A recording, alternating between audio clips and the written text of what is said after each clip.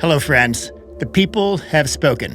After putting up a poll on my website asking which paddle to review, the J2K from Honolulu Pickleball was the resounding winner with over 1,000 votes. Based in Hawaii, Honolulu Pickleball has been making paddles since late last year, and they've recently released a few models surfaced with Kevlar, which have gotten a lot of buzz. I've been hitting with the J2K for a few weeks now, and I played with it almost exclusively for the past 2 weeks.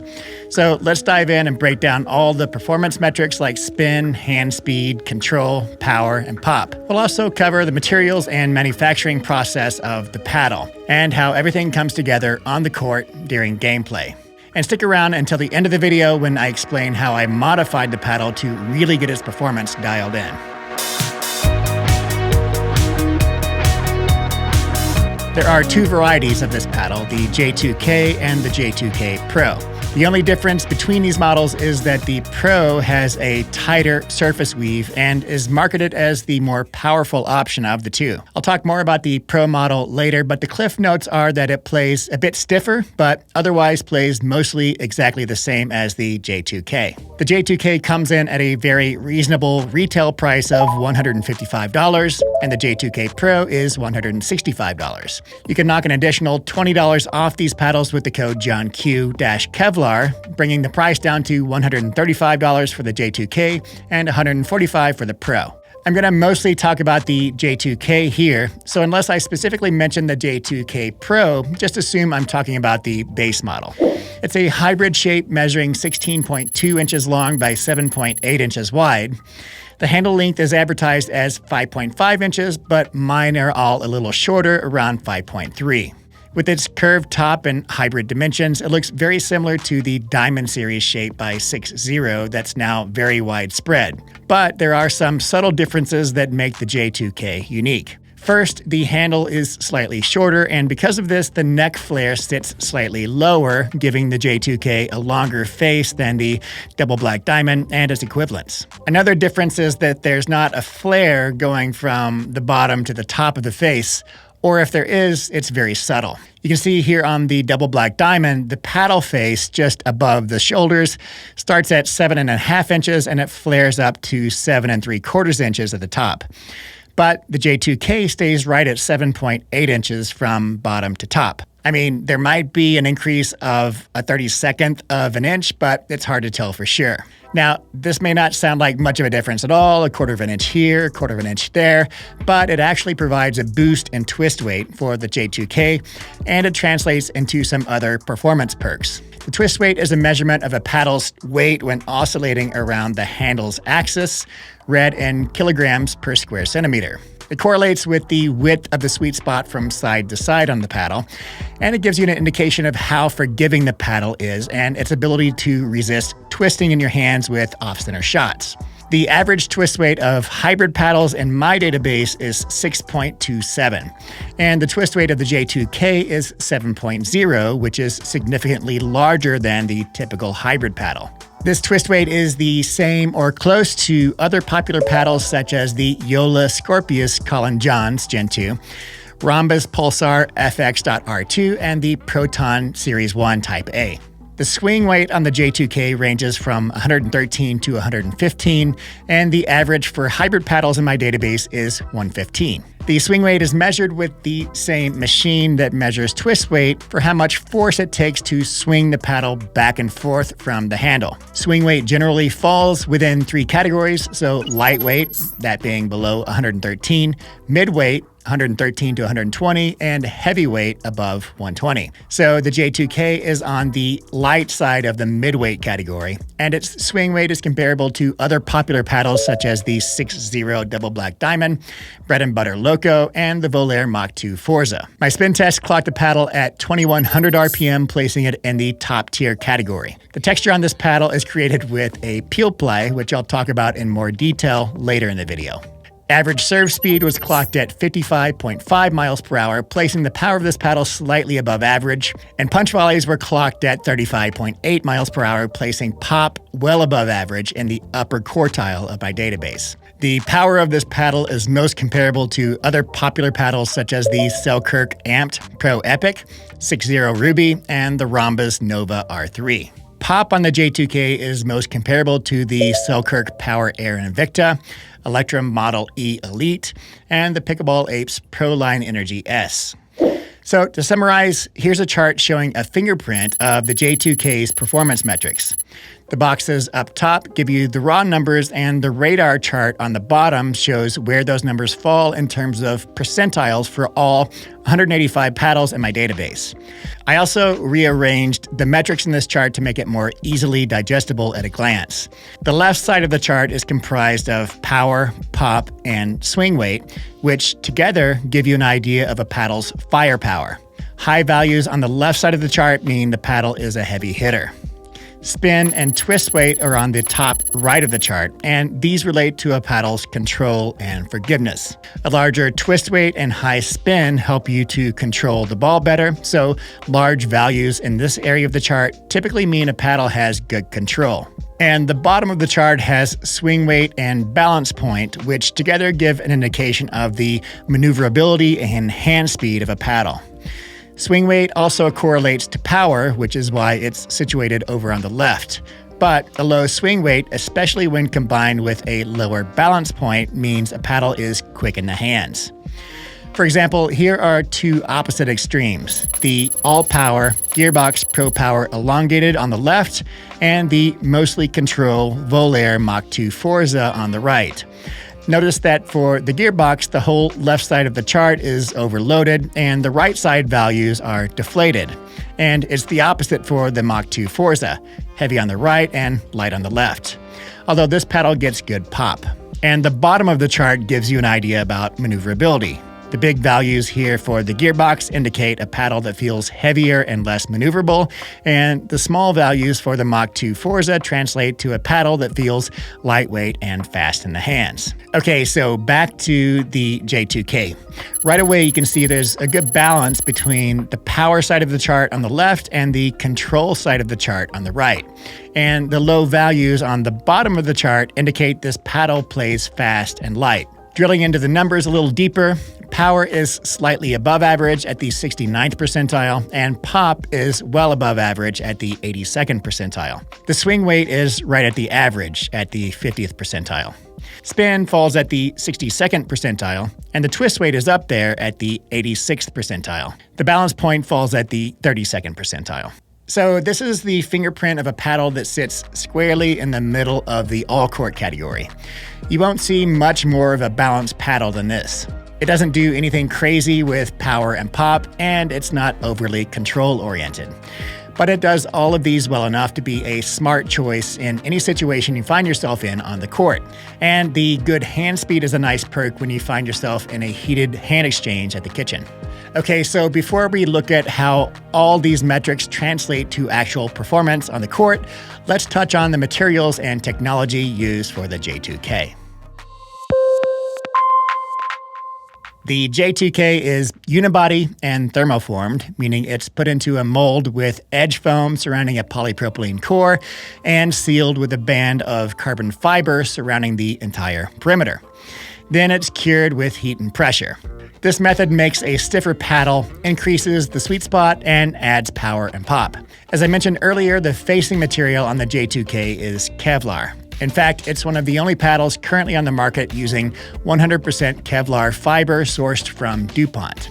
What this means is that the paddle uses a twill weave cloth of Kevlar on top of a layup consisting of unidirectional carbon fiber layers. And a peel ply is used to create the texture on top of the Kevlar. So the peel ply is also a cloth that leaves behind a semi-transparent layer of epoxy embossed with the weave of the cloth that's peeled away after curing. You can't really see the peel ply texture with the naked eye, but under a microscope you can pick up the texture, and as we can see here, it's a coarser weave used on many other paddles with raw texture. This particular texture is one of my favorites, and it seems to provide better spin and resist wear longer than other textures. Don't get me wrong, this texture will wear down like every other raw texture and eventually lose its spin potential. But like I said, this particular texture pattern seems to impart spin and hold up better than others. The J2K comes in two colors, red and blue.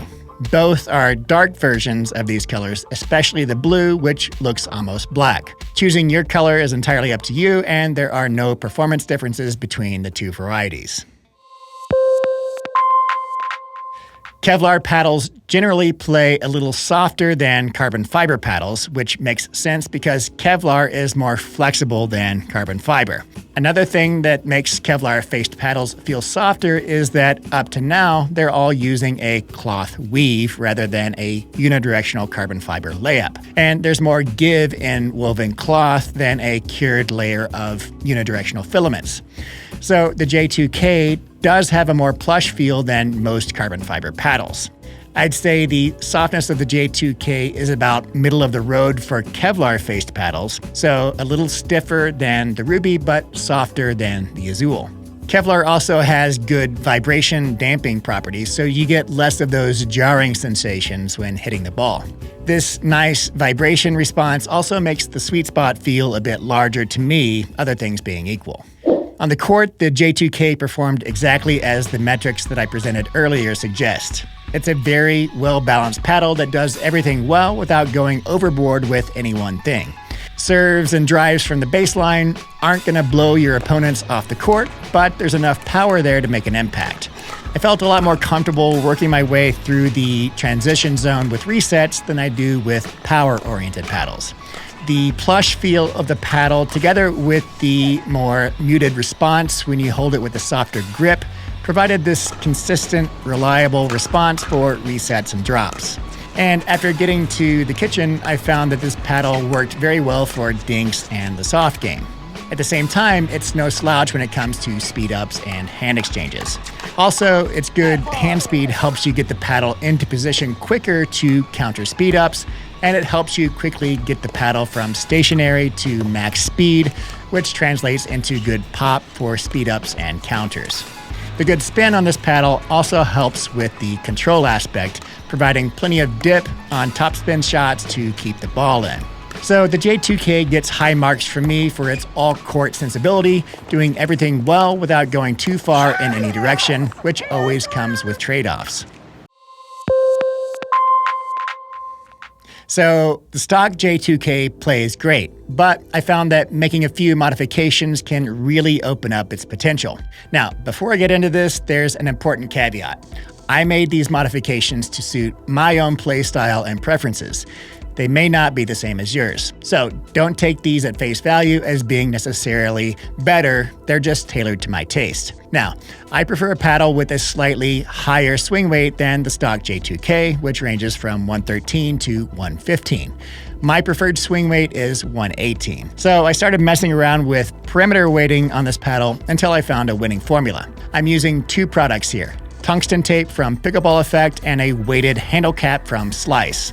I'll link both of these products in the description. I started with just adding perimeter weight at the 4 o'clock and the 8 o'clock positions, which impacts twist weight more than it does swing weight, which is what I wanted because twist weight adds forgiveness and stability, and it broadens the sweet spot. But I found that adding the Slice handle cap allowed me to put even more perimeter weighting on the paddle without making it swing more slowly or decreasing maneuverability. The reason is that adding weight to the very bottom of the paddle lowers the balance point, which helps to counteract the sluggish feeling you get when adding weight. I added 2 3-inch strips of 1 gram per inch tungsten tape to each side of the paddle, starting 2 centimeters above the stock balance point and carrying it down across the shoulders of the paddle. The original balance point on my paddle was 23.7 centimeters as measured from the bottom of the handle up onto the paddle's face. You can figure out the balance point easily on your own paddle by moving it around on your finger until it balances. Then you just mark that point with chalk. Now, if you want to minimize the increase to your swing weight, the goal would be to put your tungsten tape below the balance point. But like I said, I wanted to bring my swing weight up to around 118, so I went a little higher than my stock balance point. Also, when you put weight on the widest part of the paddle, so the edge after it flares out from the neck, it has the biggest impact on twist weight, which is what you want to increase the paddle's forgiveness and sweet spot. To add the Slice end cap, I had to take off the stock grip and the stock end cap and replace it with the Slice. which adds 28 grams or a full ounce to the very bottom of the handle. Adding weight here doesn't do anything to the swing weight, but it drops the balance point considerably. In this case, it dropped nearly 2 centimeters, bringing the paddle's balance point from the 32nd percentile all the way down to the 1st percentile. Here's a side-by-side comparison of the stock and my modified J2Ks. You can see that all the weight modifications increased the numbers on both the left and the right sides of the radar chart, notably increasing pop and twist weight. The swing weight increased to the range I wanted at 119, and it carved away the balance point all the way to the 1st percentile. So you're getting perks in pop and stability with the added weight without sacrificing hand speed or maneuverability. To me, this really opened up the J2K's potential as a very well-rounded all-court paddle with plenty of stability and forgiveness, a wide sweet spot, offensive options at the kitchen, and good hand speed. I wouldn't recommend only using the slice cap on the base without any other perimeter weighting. I tried that and it created this subtle vibration in the handle and made it feel a little bit imbalanced. Adding some counterweight up on the edges of the paddle really works well in combination with the slice cap, and it provides all the performance perks that I talked about earlier. So to wrap this up, Honolulu Pickleball has created a really good all-court paddle with their J2K. This paddle manages to stand out in the current arms race as a sensible combination of performance metrics that bucks the trend of power at all costs, and instead provides a great balance of everything without suffering from the traditional trade-offs inherent in more polarized approaches. And a sensible paddle is such a breath of fresh air in this politically charged atmosphere we found ourselves in with delistings, evolving regulations, and lawsuits. If you want a solid performance paddle that toes the line right between power and control, doing most things well without veering off too far in any one direction, then Honolulu Pickleball's J2K is a no-brainer in my opinion, especially at its price point, which is only $135 with the code JOHNQ. I promise to circle back around to the J2K Pro. It's the exact same paddle, but with a tighter weave of the Kevlar surface cloth with the goal of increasing power. I did notice that the Pro model has a bit of a stiffer response when hitting the ball, but otherwise it played pretty much the same as the J2K.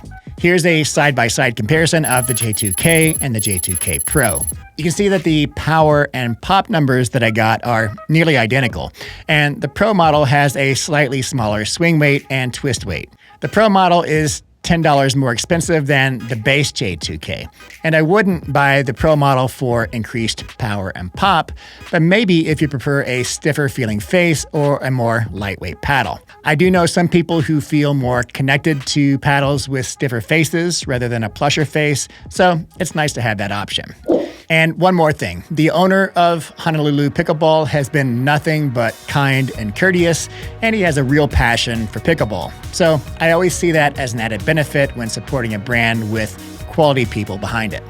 Okay, that is a wrap. Thanks for watching, and I'll see you in the next video. If you're looking who to blame, it's always my fault. Makes sense.